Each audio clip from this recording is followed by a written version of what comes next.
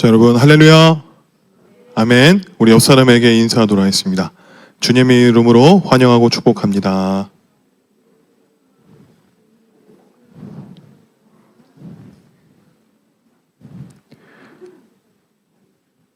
네, 이 늦은 시간에도 주님의 귀한 예배 가운데 오신 여러분들, 주님의 이름으로 한 분 한 분 환영하고 축복합니다. 오늘 하나님의 생명의 말씀은 요한복음 5장 19절에서 20절까지 이런 말씀입니다. 요한복음 5장 19절에서 20절까지 이런 말씀입니다.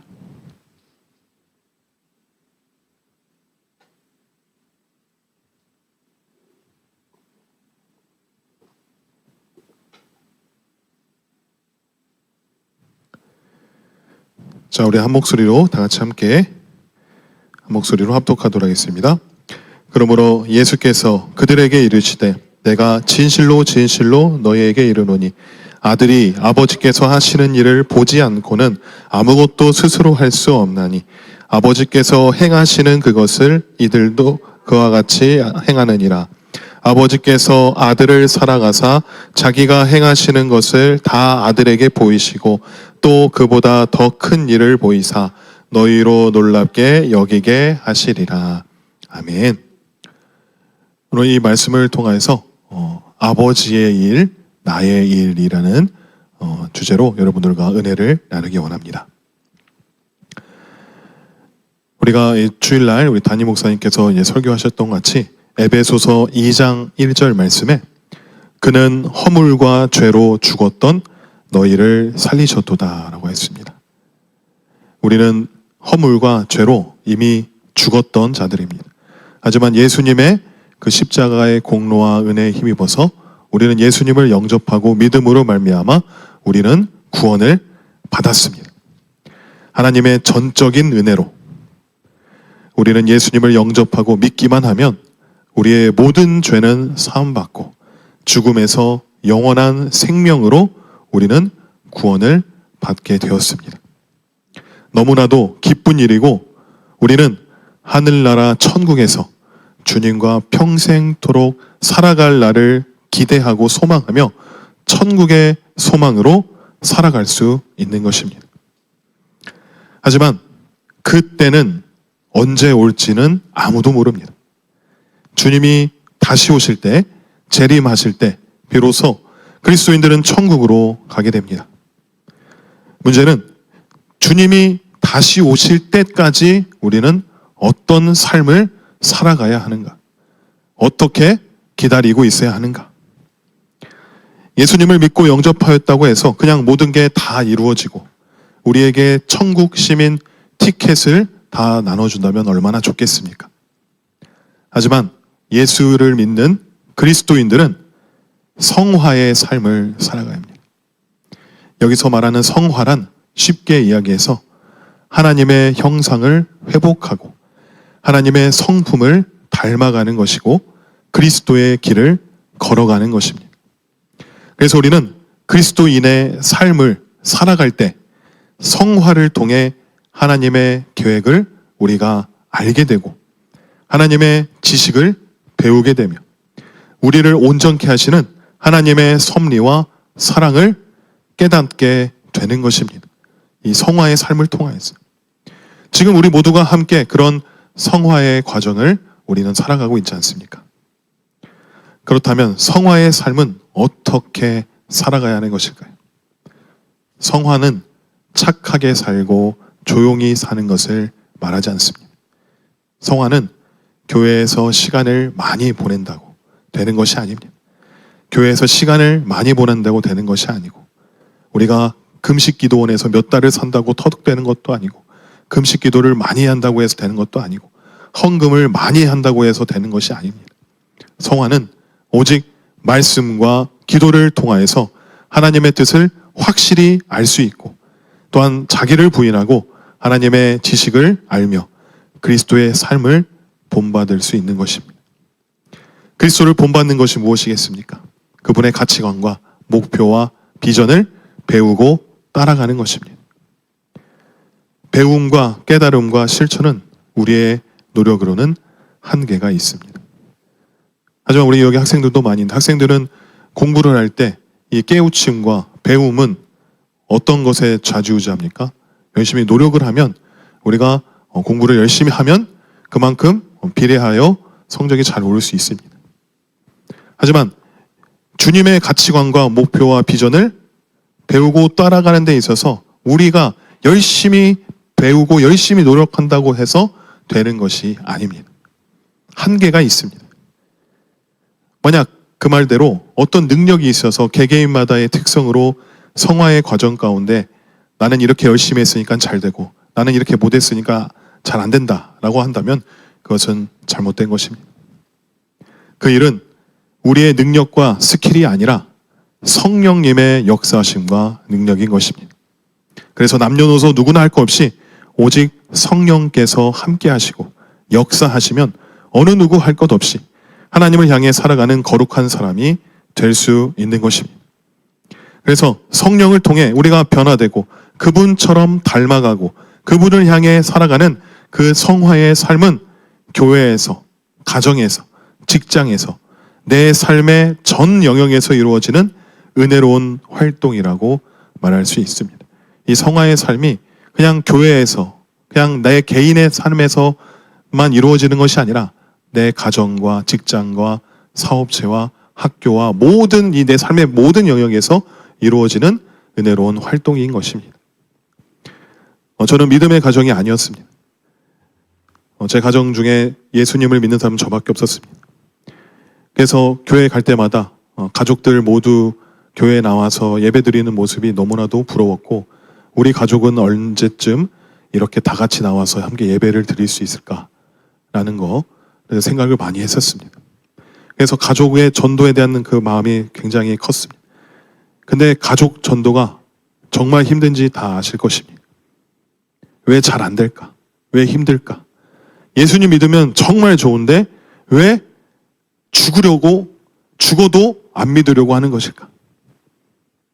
쉽게 이야기해서 성화의 삶을 교회에서만 신경 쓰고 주일날에만 하나님을 찾기 때문에 우리의 전반적인 삶 속에서 그 성화의 삶이 이루어지지 않았기 때문에 우리의 부족하고 연약한 모습이 그들에게 비춰졌을 때 그들이 그렇게 생각하는 것입니다. 교회 다니는 놈이 하는 짓이 그때나 지금이나 별 차이 없네. 예수 믿는다는 놈이 오히려 더 나쁘고만 악하고만.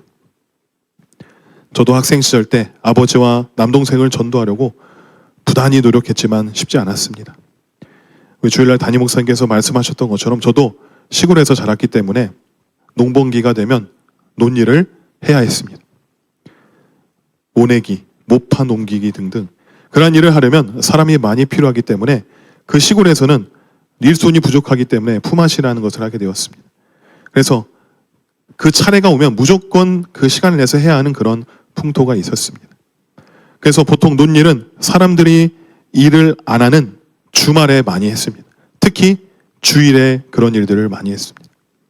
하지만 제가 교회에 다니면서부터 주일 성소를 무조건 지켜야 한다는 마음에 주일에 논일을 하게 되면 아버지께 죄송하다고 하고 교회에 가야 한다고 말씀을 드리면 아버지의 마음은 가뜩이나 일손이 없어 죽겠는데 장남이라는 놈이 교회에 간다고 일을 안 한다고 빠져버리면 그 아버지가 저에 대한 생각이 어떻게 되겠습니까? 교회에 대한 인식과 저에 대한 인식과 함께 부정적이게 되며 더 저에 대해 교회에 다니는 것을 더 안 좋게 생각하는 것이 당연하지 않겠습니까? 더군다나 제 남동생도 있습니다. 제 남동생은 아무 말 없이 그냥 일을 도와드렸습니다. 교회를 안 다녔으니까. 동생 입장에서는 형이 교회 간다고 그 하는 일을 안 하는 것에 대해 교회에 가는 것을 그냥 놀러 간다고 생각을 하고 형을 원망하고 교회에 대한 안 좋은 생각을 갖는 것이 당연한 것이었습니다. 그렇기 때문에 그런 인식이 좋지 않기 때문에 교회를 가자, 예수님을 믿어야 한다는 말에 씨알도 먹히지 않았다는 것이죠. 지금 생각해보면 그러한 과정이 있었기 때문에 가족을 전도하는 일이 정말로 어려웠습니다. 물론 그렇다고 해서 주일을 제끼고 집안일을 도와드린다라는 것은 현명하지 않습니다. 후에 성화된 삶을 통하여서 아버지를 사랑하는 마음과 존경의 마음이 생기면서 아들로서 아버지를 대하는 행동이 달라지게 되었고 결국 아버지의 마음 문을 여는 게 가능해졌고 결국 제가 31살이 되던 해에 아버지를 전도할 수 있게 되었습니다. 여러분 IT라는 나라를 아십니까? IT라는 나라는 사탄의 종교를 믿는 나라입니다. 그렇게 된 이유가 있습니다. IT는 프랑스의 지배를 받는 나라였습니다. 당시 프랑스는 기독교 국가였고 그들이 IT 곳곳에 교회를 세우고 종교 활동을 하면서 자연스레 IT 국민들도 교회에 다닐 수 있게끔 그렇게 하였지만 IT 국민들은 교회를 나가지 않고 오히려 그에 반대되는 이방 신들을 믿게 되는 일이 벌어졌습니다. 왜 그렇게 되었을까요?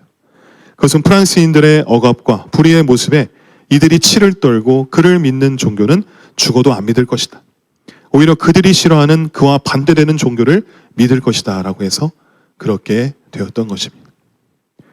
그렇습니다. 우리 그리스도인들은 이런 성화의 삶을 살지 않는다면 나의 신앙의 문제를 넘어서 주위의 사람들에게도 영향을 끼치는 그러한 중요한 과제들을 안고 사는 사람들이 되는 것입니다.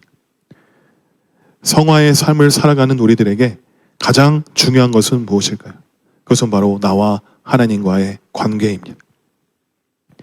내가 사람들과의 관계 속에서 많이 베풀고 섬기고 그들의 필요를 채워주셔서 사람들과의 관계 속에 내가 인기가 넘치고 사람들의 존경을 받지만 그 사람이 사람들과의 관계는 좋지만 하나님과의 관계가 전혀 이루어지지 않는다면 그 사람은 인본주의자입니다.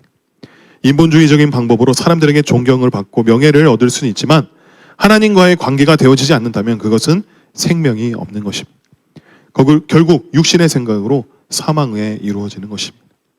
사도 바울도 말하고 있습니다.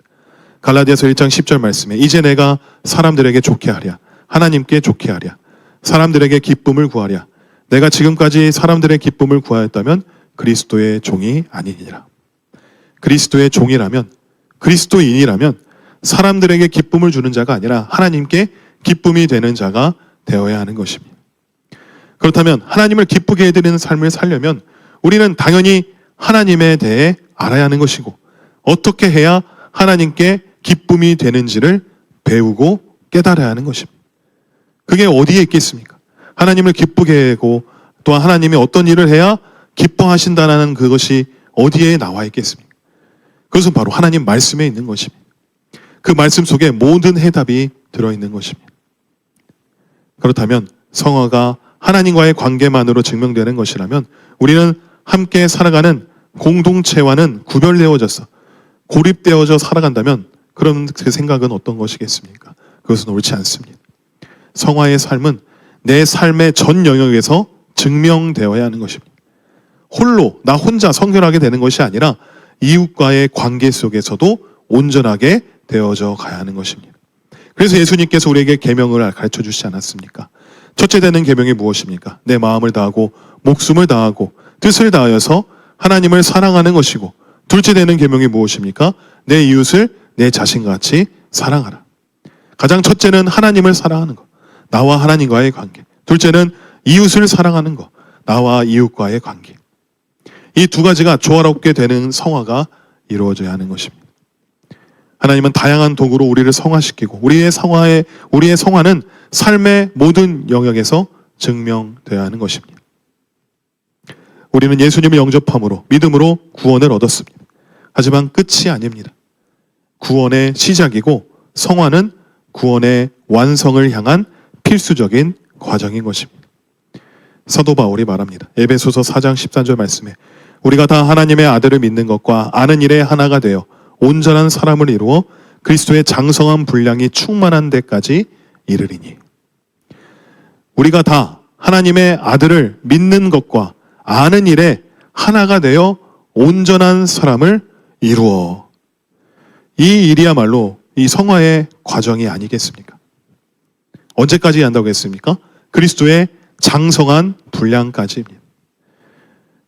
우리는 그 장성한 분량이 정확히 어디인가를 우리는 알 수 없습니다. 그리고 우리는 완벽하게, 완전하게 성화를 이룰 수는 없습니다. 하지만 중요한 것은 우리의 거룩한 삶입니다. 거룩하신 하나님을 바라보는 일입니다. 우리가 왜 하나님을 바라봐야 하는 것입니까? 왜 하나님의 얼굴을 왜 구해야 하는 것입니까? 이 땅 가운데 하나님 아버지의 일을 가장 잘 나타내시고 아버지의 뜻 가운데 행하신 분이 누구십니까? 그것도 바로 예수 그리스도이십니다. 오늘 본문 말씀에도 나와 있듯이 요한복음 5장 19절 말씀에 그러므로 예수께서 이르시되 내가 진실로 진실로 너희에게 이르노니 아들이 아버지께서 하시는 일을 보지 않고는 아무것도 할 수 없나니 아버지께 행하시는 그것을 아들도 그와 같이 행하느니라. 우리가 하나님 아버지께서 하시는 일을 보지 않고는 아무것도 할 수 없다고 하였습니다. 우리 어린 아기들을 보면 어떻습니까? 온갖 것들이 다 호기심 투성이고 뭘 어떻게 해야 할 줄 모를 때 부모님들이 혹은 형제 혹은 친구가 하는 것을 그대로 따라하지 않습니까?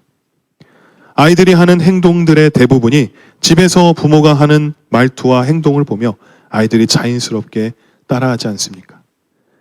예수 그리스도를 구주로 영접함으로 믿음으로 말미암아 하나님의 자녀된 우리들은 어떻습니까? 하나님만을 바라보고 하나님이 말씀하시고 지켜 행하라 하는 것들을 보고 들어서 우리는 그렇게 살아가고 있습니까? 아니면 하나님이 아닌 세상의 것들을 더 신뢰하고 내 정욕과 욕심을 채우기 위하여서 세상의 방법을 연구하고 하나님 아닌 세상의 것을 더 사랑하고 더 바라보고 있지는 않습니까? 예수님께서도 아버지께서 하시는 일을 보지 않고는 아무것도 스스로 할 수 없다고 그 다른 누구도 아닌 예수님께서 말씀하셨습니다. 그리고 어떻습니까? 20절 말씀에서도 아버지께서 아들을 사랑하사 자기가 행하시는 것을 보이시고 또 그보다 더 큰 일을 보이사 너희로 놀랍게 여기게 하시리라 했습니다. 아버지께서는 아들을 사랑하셔서 하시는 그 일들을 모두 아들에게 보여주신다고 하였습니다. 이 점을 우리가 놓쳐서는 안 되는 것입니다. 하나님이 우리에게 행하시는 일의 기본 전제는 사랑하는 마음, 마치 아들을 사랑하는 마음이 기본 전제가 되어 있습니다. 그래서 우리는 하나님을 바라봐야 합니다. 하나님이 나를 향한 그 마음이 어떠하신지, 나를 향한 계획이 무엇인지, 내가 하나님의 그 일들을 우리가 발견할 수 있도록 성령님을 의지함으로 말미암아 성령님 내 안에 하나님 아버지의 마음을 알게 해주시고 계시하여 주시고 나를 향한 계획과 비전을 발견하게 해주십시오. 우리가 그렇게 간절히 기도해야 하는 것입니다. 그래야 하나님의 그 뜻을 알고 이루시고자 하는 그 일을 내가 신뢰함으로 그 뜻에 따라 순종하며 나아가지 않겠습니까? 성화의 과정에서 가장 중요한 것은 첫째로 하나님과의 관계라고 하였습니다. 이러한 하나님과의 관계 가운데 하나님의 얼굴을 바라보고 하나님의 뜻을 구하여서 발견되어질 때 그 뜻을 위하여 그의 나라와 의를 위하여 기꺼이 나의 몸과 시간을 내어드려서 그 위대하신 계획에 동참하는 그 일, 그 모든 과정이 성화의 가장 중요한 것입니다. 그래서 하나님께서는 우리를 가장 좋은 길로, 가장 평안한 길로 인도해 주시기도 하지만 우리를 고난의 길, 광야의 길로 인도해 주시기도 합니다. 왜 그렇습니까? 하나님은 우리의 습성을 너무나도 잘 아시기 때문에 우리가 어떻게 하면, 어떤 환경에 처하면 우리가 하나님을 찾는지, 우리가 하나님의 얼굴을 구하시는지 아시기 때문입니다. 하나님은 출애굽한 이스라엘 백성들을 의도적으로 홍해 앞으로, 물이 없는 곳으로, 그리고 먹을 것이 없는 곳으로 인도하셨습니다. 즉 광야로 인도해 주셨습니다. 왜냐하면 그들의 믿음을 시험하기 위함이었습니다. 어쩌면 예수를 믿고 구원받은 우리들 역시도 하나님께서 우리를 바로 천국으로 보내주시는 것이 아닌 좁은 문, 좁은 길, 그 광야의 길로 우리를 보내시고 이끄시고 계십니다. 우리가 저번 주에도 출애굽을 통한 구속의 포괄적 성격을 함께 배우지 않았습니까? 우리는 광야에 가야지만이 우리의 믿음이 드러납니다. 왜냐하면 광야는 하나님 외에 아무것도 의지할 것이 없기 때문입니다. 참다운 믿음은 환경에 의존하는 것이 아니기 때문에 그곳에 가야 하나님의 그 백성들의 믿음이 드러나는 것입니다. 모세가 이끌었던 그 출애굽한 이스라엘 백성 1세대들이 결국 가나안 땅을 밟지 못한 그 이유가 무엇입니까? 광야의 그곳 가운데 하나님을 의지하지 않고 환경을 의존함으로 말미암아 불평, 불만, 원망으로 하나님을 불신하였기에 그런 결과가 이루어진 것이지 않겠습니까? 우리 그리스도인들은 나의 아버지 되시는 하나님이 행하시는 그 일들, 이루고자 하시는 그 일들, 또 내가 하나님을 위해 해야 할 일들을 하나님을 바라봄으로 발견해야 될 줄로 믿습니다.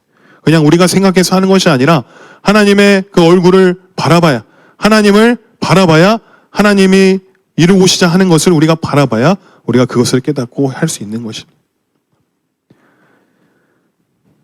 하지만 그 바라보는 것조차도 우리의 힘으로는 할 수 없습니다. 전적으로 성령님의 역사입니다. 고린도후서 3장 18절 말씀에 우리가 다 수건을 벗은 얼굴로 거울을 보는 것 같이 주의 영광을 보매 그와 같은 형상으로 변화하여 영광에서 영광에 이르니 곧 주의 영으로 말미암음이니라 라고 했습니다. 우리가 주의 영광을 보는 것은, 주의 영광을 볼 수 있는 것은 주의 영으로 말미암음이니라, 성령님의 역사로 말미암음이니라 라고 했습니다. 성화라는 것은 하나님의 형상을 회복하는 것이고 하나님의 성품을 닮아가는 것이고 그리스도의 길을 걸어가는 것이라고 했습니다.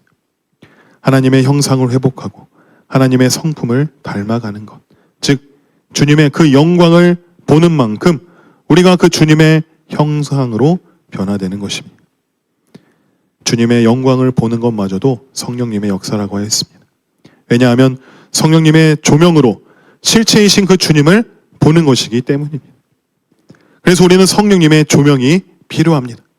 성령님의 조명으로 주님을 비춰주셔야지만이 우리가 주님을 볼 수 있고, 주님을 볼 때 우리는 주님을 알 수 있고 그분을 신뢰하는 것이고, 주님을 보고 알고 신뢰하는 만큼 우리가 그분의 형상으로 변화될 수 있는 것입니다. 제가 우리 영광교회 부임하기 전에 십자가의 복음 학교를 일주일 다녀왔었습니다. 거기에서 인상 깊었던 그 여주봉 목사님 말씀 중에 하나가 아버지의 일이 나의 일이라는 그 말씀이었습니다. 어느 작은 구멍가게의 일을 맡았는데 그 일을 책임감을 갖고 할 수 있는 사람이 알바생이겠느냐 아니면 그 주인집 아들이겠느냐라고 했습니다. 알바생은 그저 배운 대로, 그저 그 선에 맞춰서 더 이상 더 노력하려 하지 않을 것입니다. 왜냐하면 열심히 하나, 그냥 대충 하나 받는 봉급이 같기 때문입니다. 하지만 그 아들은 아버지의 일이기 때문에 사소한 것이라도 대가를 바라지 않고 그냥 아버지의 일이기 때문에 책임감을 갖고 한다는 것이죠. 그저 단순한 것 같아도 아들이 그 아버지의 일을 그렇게 할 수 있는 전제 조건은 당연히 아버지이기 때문에, 내 아버지의 일이기 때문에, 나는 그 아버지의 아들이기 때문에 그렇습니다. 우리는 하나님의 형상을 회복하고 하나님의 성품을 닮아가기 위해서, 그리스도의 길을 걸어가기 위해서 성화의 삶을 살아가고 있습니다.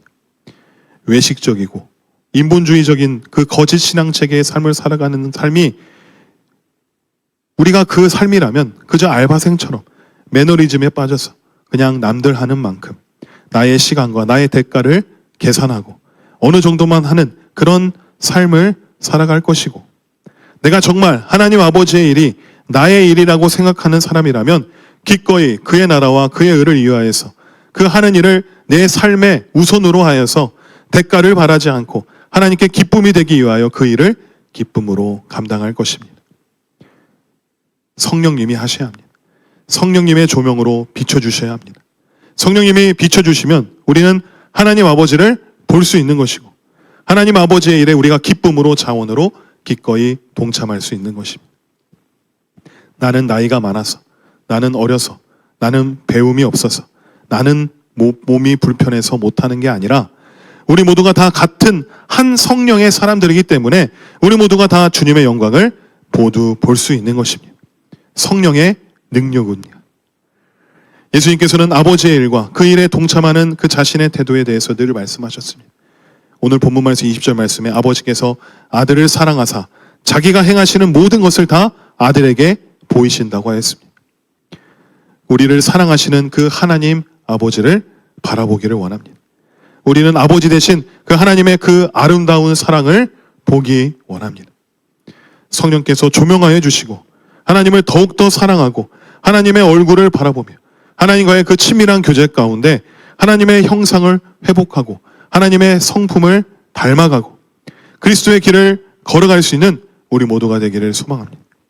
그래서 아버지가 부르시고 아버지가 말씀하신 곳에 내가 예 주님 하며 기꺼이 기쁨으로 순종하며 아버지께 나아갈 수 있는 저와 여러분들이 되기를 주님의 이름으로 간절히 축원합니다. 아멘.